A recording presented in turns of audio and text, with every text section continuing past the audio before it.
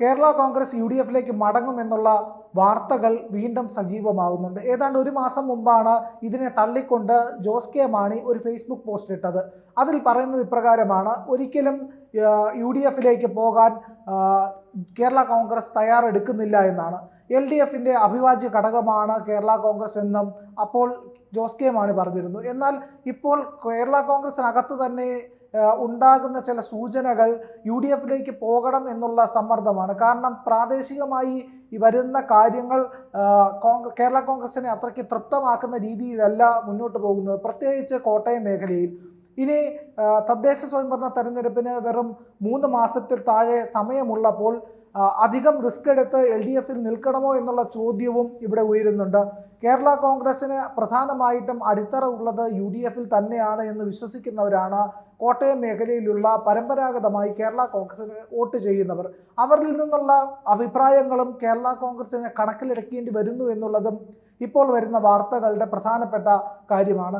ഇതിൽ ജോസ് കെ മാണിക്ക് എന്തുകൊണ്ട് UDFിലേക്ക് മടങ്ങണം എന്നുള്ളതിനെ പറ്റിയും കേരള കോൺഗ്രസിനകത്തു നിന്നുള്ള ചർച്ചകളിൽ സൂചിപ്പിക്കുന്നുണ്ട്. കാരണം കേരള കോൺഗ്രസ് നിലവിൽ LDFിൻ്റെ ഭാഗമായി നിൽക്കുമ്പോൾ ഉണ്ടാകുന്ന ഒരു ഇടതുപക്ഷ സ്വഭാവം കോട്ടയത്തുള്ള സാമാന്യ ജനങ്ങൾക്ക് ഉൾക്കൊള്ളാൻ കഴിയുന്നില്ല, അല്ലെങ്കിൽ കോൺഗ്രസ് പാരമ്പര്യത്തിൽ നിന്നവർക്ക് ഉൾക്കൊള്ളാൻ കഴിയുന്നില്ല എന്നാണ് പറയുന്നത്. അതായത് പിണറായി വിജയൻ്റെ പാർട്ടിയും നിരന്തരമായി എടുക്കുന്ന നിലപാടുകളോട് കേരള കോൺഗ്രസിന് വഴങ്ങേണ്ടി വരുന്നു എന്നുള്ളത് ഇടതുപക്ഷ സ്വഭാവത്തിൻ്റെ ഭാഗമാണ് എന്ന് പറയുന്നു. എന്നാൽ ഈ പറയുന്ന വിവാദങ്ങളും പ്രശ്നങ്ങളും ഉണ്ടാകുമ്പോൾ പലപ്പോഴും കേരള കോൺഗ്രസിന് എടുക്കേണ്ടി വരുന്നത് UDF ശൈലിയിലുള്ള നിലപാടുകളാണ്. അത് LDFിനകത്തും ചിലപ്പോൾ അസ്വാരസ്യങ്ങൾ ഉണ്ടാക്കിയേക്കും എന്നും പറയപ്പെടുന്നു. അതിൽ പ്രധാനപ്പെട്ട ഒന്നാണ് തദ്ദേശ സ്വയംഭരണ സ്ഥാപനങ്ങളുമായി ബന്ധപ്പെട്ട് നടക്കുന്ന ഇലക്ഷനിൽ, ഈ പറയുന്ന പ്രവർത്തനങ്ങളിൽ കേരള കോൺഗ്രസിനുള്ള അതൃപ്തി. പലപ്പോഴും ഈ കേരള കോൺഗ്രസിൻ്റെ മേഖലകളിലെല്ലാം തന്നെ LDFിൻ്റെ ഭാഗമായി നടക്കുന്ന പര്യടനങ്ങളോ പ്രവർത്തനങ്ങളോ പ്രചാരണങ്ങളോ ഒക്കെ തന്നെ ചുവന്ന കൊടിയും പിടിച്ചു പോകുന്ന സംഘത്തിനൊപ്പം കേരള കോൺഗ്രസിന് നടന്നു നീങ്ങേണ്ടി വരുന്നു എന്നുള്ളതാണ് ഇവിടെ ആക്ഷേപമായി പ്രാദേശിക നേതാക്കൾ ഉയർത്തിക്കാട്ടുന്നത്.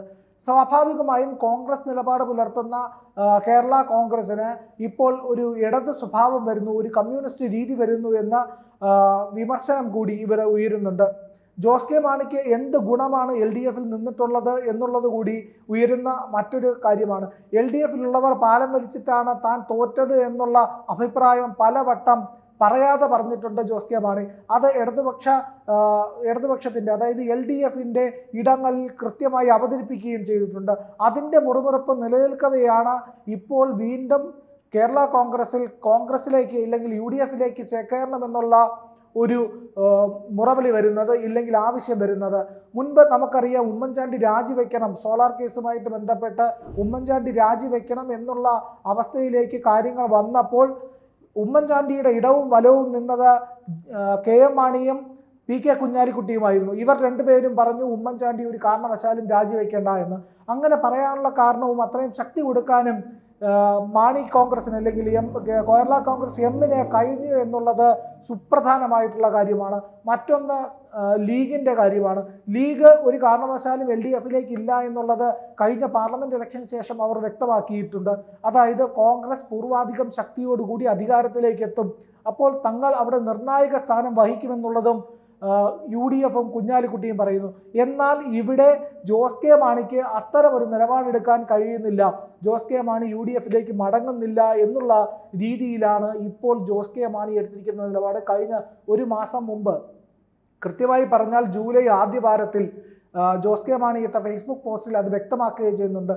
എന്നാൽ ഇപ്പോൾ കേരള കോൺഗ്രസിൽ ഉയർന്നു വരുന്ന ആവശ്യം എന്നുള്ളത് LDF വിടണം എന്നുള്ളതാണ്. LDF വിട്ട് തിരികെ UDFിലേക്ക് എത്തുമ്പോൾ UDF അധികാരത്തിലെത്തുമെന്നും തദ്ദേശ സ്വയംഭരണ തെരഞ്ഞെടുപ്പിൽ ഈ പറയുന്ന UDF മുന്നേറ്റമുണ്ടാക്കുമെന്നും അവിടെ തങ്ങൾക്ക് പ്രാദേശികമായ ഭരണം കൈയാളാനാവുമെന്നും അടുത്ത സംസ്ഥാന സർക്കാർ രൂപീകരിക്കുമ്പോൾ ജോസ് കെ മാണി മന്ത്രിയായി UDFിൻ്റെ ഭാഗമാകുമെന്നുമൊക്കെയാണ് പ്രാദേശികമായി വരുന്ന ആവശ്യം. പക്ഷേ ജോസ് കെ മാണി ഇപ്പോഴും പ്രതീക്ഷ അർപ്പിച്ചിരിക്കുകയാണ് LDFിൽ എന്നുള്ളതാണ് കേരള കോൺഗ്രസിനകത്തുള്ള ഭിന്നതയ്ക്ക് കാരണം. പക്ഷേ തദ്ദേശ സ്വയംഭരണ സ്ഥാപനങ്ങളിലേക്കുള്ള തിരഞ്ഞെടുപ്പ് കേരള കോൺഗ്രസിൻ്റെ നിലപാടുകളിൽ മാറ്റം വരുത്താൻ കാരണമായേക്കുമെന്നും വിലയിരുത്തലുണ്ട്. കൃത്യമായി പറഞ്ഞാൽ ജോസ് കെ മാണി കാത്തിരിക്കുന്നത് തദ്ദേശ സ്വയംഭരണ തെരഞ്ഞെടുപ്പിൽ എന്താകും അവസ്ഥ എന്നുള്ളതാണ്. പാർലമെന്റ് തെരഞ്ഞെടുപ്പിലുണ്ടായ അതേ അവസ്ഥ തന്നെയാണ് തദ്ദേശ സ്വയംഭരണ തെരഞ്ഞെടുപ്പിൽ ഉണ്ടാകുന്നതെങ്കിൽ ഉറപ്പായും ജോസ് കെ മാണി UDF പോകും. UDF പോയി കഴിഞ്ഞാൽ അവിടെ ഇരു കൈയും നീട്ടി സ്വീകരിക്കാൻ കോൺഗ്രസ് തയ്യാറാണ് എന്നാണ്. അപ്പോൾ വീണ്ടും കേരള കോൺഗ്രസുകൾക്ക് ഒന്നിക്കാൻ ഇടം ലഭിക്കുന്നു. അവർ വീണ്ടും ശക്തമായ സാന്നിധ്യമായി UDF അരക്കെട്ടുറപ്പിക്കാൻ സഹായിക്കുകയും ചെയ്യും. അല്ലാത്ത പക്ഷം LDF നിൽക്കുന്നത് ഒട്ടും ഗുണകരമാകില്ല. പോരാത്തതിന് ഈ പറയുന്ന വലിയ അസ്വസ്ഥതകൾ LDF നിന്ന് തന്നെ ഉണ്ടാകുമ്പോൾ അവിടെ ആർക്കൊപ്പം നിൽക്കേണ്ടി വരും എന്നുള്ളത് കൂടി ജോസ് കെ മാണിക്ക് ഒരു ചോദ്യചിഹ്നമാകും. അപ്പോൾ കൃത്യമായി പറഞ്ഞാൽ പിണറായിക്ക് ശേഷം തങ്ങളെ സംരക്ഷിക്കാൻ ആരും ഉണ്ടാകില്ല എന്നുള്ള ഒരു തോന്നൽ കൂടി കേരള കോൺഗ്രസിനെ അലട്ടുന്നുണ്ട് എന്നുള്ളതും പ്രധാനപ്പെട്ട ഒരു കാര്യമാണ്, ഒരു വസ്തുതയാണ്. അതുകൊണ്ട് തന്നെ അധികം വൈകാതെ Jose K Mani UDF ചേക്കേറുകയും UDF പ്രധാന ഭാഗമാകുകയും ചെയ്യുമെന്ന സൂചനകളാണ് ലഭിക്കുന്നത്. അതിന് തദ്ദേശ സ്വയംഭരണ തെരഞ്ഞെടുപ്പ് വരെ കാത്തിരിക്കുക എന്നൊരു ദൗത്യമാണ് ഇപ്പോൾ ആ പാർട്ടിക്കുള്ളിൽ നിന്ന് നേതാക്കൾ പറയുന്ന ഒരു വസ്തുത. എന്നാൽ ഒരു കാര്യം കൂടി എടുത്തു പരിശോധിച്ചു നോക്കാം. അതായത് ഈ തദ്ദേശ സ്വയംഭരണ സ്ഥാപനങ്ങളിലെ തെരഞ്ഞെടുപ്പിൽ സ്വാഭാവികമായും LDF അടിത്തറയുണ്ട് എന്നുള്ളത് കൊണ്ട് തന്നെ ചിലയിടങ്ങളിൽ ഒരു 50-50 എന്ന് പറയുന്ന രീതിയിലേക്ക്, അതായത് കേരളത്തിലെ മിക്കവാറും മേഖലകളിലെല്ലാം തന്നെ LDF സ്വാധീനമുണ്ടെങ്കിലും ഭൂരിഭാഗം പ്രദേശങ്ങൾ UDF കയ്യിലേക്ക് വരികയാണെങ്കിൽ അതൊരു സാധ്യതയായി കണ്ട് ജോസ് കെ മാണി വിഭാഗം അല്ലെങ്കിൽ കേരള കോൺഗ്രസ് UDF മടങ്ങിപ്പോകാനുള്ള എല്ലാ സാഹചര്യവും കാണുന്നുണ്ട്. അധികം വൈകില്ല അതിന് എന്ന സൂചനയുണ്ട്. അങ്ങനെയാണെങ്കിൽ UDF വീണ്ടും അധികാരത്തിലെത്തുമ്പോൾ 2026 UDF അധികാരത്തിലെത്തുമ്പോൾ കേരള കോൺഗ്രസ് അതിൻ്റെ മുഖ്യ ഘടകമായിരിക്കും എന്നുള്ളതാണ് ഇതിൽ നിന്നെല്ലാം ലഭിക്കുന്ന സൂചന.